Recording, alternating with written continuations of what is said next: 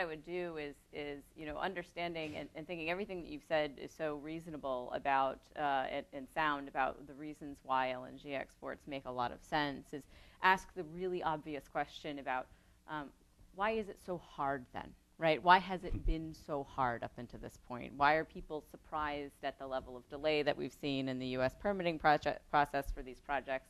And maybe just throw out a few ideas and get your, you know, your ideas about whether or not those are kind of on target. I think first and foremost, the thing that I usually tell people when visiting from abroad is you know, this is a fundamental shift for the United States that took even the largest energy companies in the world by surprise, right?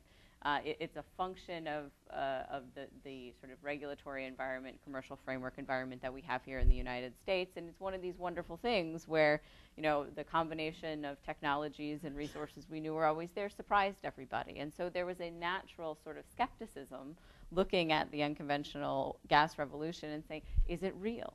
Is it sustainable? And when we started to find tight oil resources and funny things started to happen in terms of where people were moving rigs, people got even more curious about whether or not this is here to stay. We still get this question today, and I think that's part of the concern over whether we'd be exporting large amounts of LNG is, gee, are we going to be able to continue to produce at this rate, or is it somehow not a permanent trend?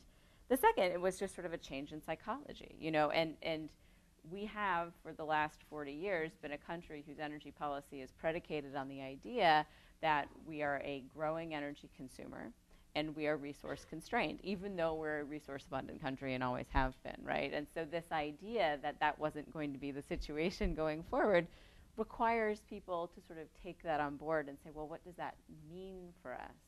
And when you couple that with the third element, which is the pressure that was coming from lots of places around the world saying, well, what's the U.S. going to do with this resource to be strategic about it?